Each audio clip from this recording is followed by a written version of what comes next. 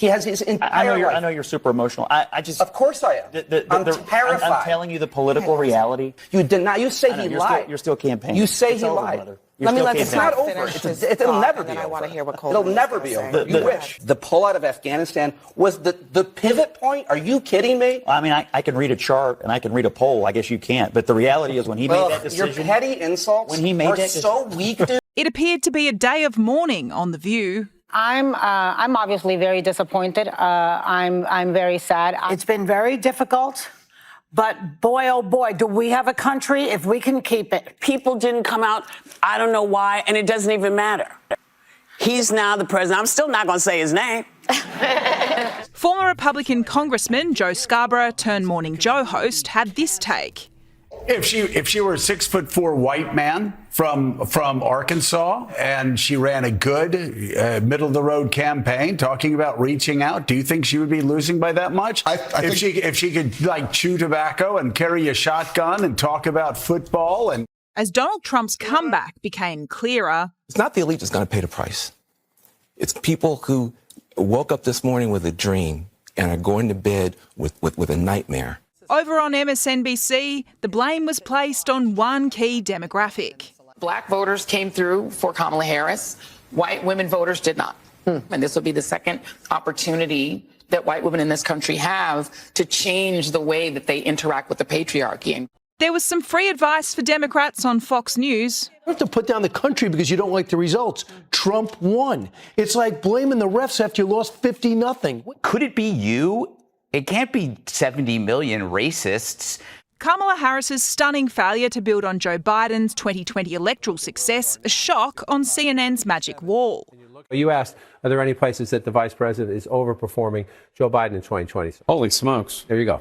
Literally nothing? Literally nothing. Literally not one county? The conversation quickly shifted to the reasons Harris failed. Some blamed President Biden. Biden should have dropped out a year ago or 2 years ago. The timing, I think, of President Biden's decision to step down after the debate, something that if she does in fact lose, will be under a microscope. One senior official I just talked to said Biden will hold a lot of blame for it. And frankly, they said he should. If you look at the arc of the Biden presidency, he was in really good shape until August of 2021. When Afghanistan happened, he went under 40, she went under 40, and they really lived there until the end of the He's still there. Why? I'll tell you why. Because he ran and told us that the adults were back in charge, and that was the opposite. Yeah, they of were that. because Donald Trump was a child. And you know what else? Yeah. And you know what else? He's a the fact that they wouldn't give these 13 service members' families the time of bullshit, day. Dude. The time of day. I'm sorry, but Donald Trump hates veterans. He called them suckers and losers. He did. He absolutely, he has his whole life. He has his entire life. I know you're super emotional. I just. Of course I am. I'm terrified. I'm telling you the political reality is that when they made that decision. It doesn't matter. But you don't admit when they made that decision. You don't admit it. You deny a man, Chief John Kelly, a Marine. You say he lied. You're still campaigning. You say he lied. It's not over.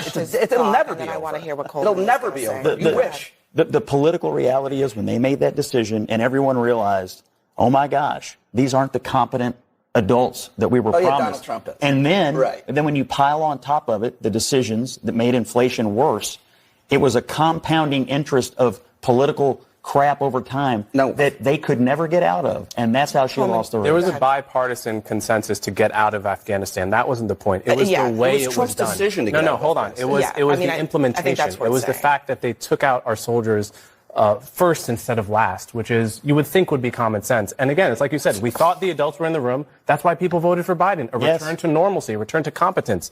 He's a lifelong public servant. We thought we're going to get normal, we're going to get competent. And that's what we did. We did. And if in the veterans community, Afghanistan doesn't signal that. The wars in Afghanistan, the war in Iraq, the Republican policies that led to those wars, the idea that Joe Biden made the final difficult decision, and his administration and his military leaders. I mean, you guys live on the tippy top of bullshit mountain. If you actually think that so many people think that the pullout of Afghanistan was the pivot point, are you kidding me? I mean, I can read a chart and I can read a poll. I guess you can't. But the reality is when he made that decision. Your petty insults when he made are that so weak, dude. You have no idea. Like, I don't even understand if you hear yourself talking.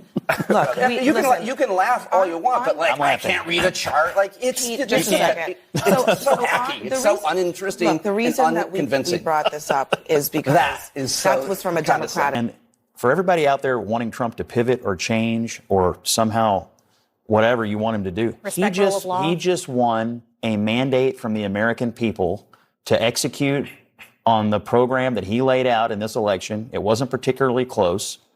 And I think he ought to put people in place who are going to do it. That's what the people will go are after asking his for. enemies. I mean, that's not what he ran on. Yes, he did. It is explicitly That's not what he ran on. That's not what he ran on. Look at what he said in the past week. He literally said that he was going to exact vengeance. You still don't understand how you lost. He ran on immigration. Don't say me. I'm not a Democrat. He ran on immigration. I'm a journalist. He ran on inflation. I'm not here paid to represent one of the many things he ran on in addition to he ran on the issues that people care about. He ran on the economy. He ran on immigration. Saying that he did. Women that are posting videos like, at least I won't have to tell my daughter I chose gas prices over her rights. It's getting really embarrassing for the rest of us because you are not making any sense. Because in this case, you're talking about abortion laws, which was overturned by the Supreme Court. Roe v. Wade was a Supreme Court decision to overturn that. And all it means is that your state is now responsible for your abortion laws. So literally did not matter who was getting into office. Your state's abortion laws are your state's abortion laws, and you can change that on a state level if it ever comes up on your ballot. But literally, what the fuck? Why are people this uneducated? The most ironic thing about all these meltdowns is the fact that a lot of people who are melting down say that the people who voted for Trump are uneducated, even though they are the ones that have absolutely zero brain cells on the matter. And I cannot express that enough. And as an ending to this video, let me show you a clip of Donald Trump himself explaining that he's not going to have a federal abortion ban. There is currently a Florida law that bans abortion after 6 weeks, and there is a ballot measure that would reverse that. Where do you stand on the issue? Well, I think it's got to be longer than 6 weeks, personally. I've done a great job in this for the people. They wanted to get it back in the states. They wanted a vote of the people. All Democrats wanted it. All Republicans wanted it, everybody. And I'm a believer in the exceptions. That's life of the mother, rape and incest. And I believe strongly that, as Ronald Reagan and others have, and most of the party does. But no, I think it's got to be longer than 6 weeks. When you sit down and you take in all the rage from the left saying that Trump will do this, Trump will do that, and then you realize that every single thing that they're saying is a lie, every single meltdown point they're saying is just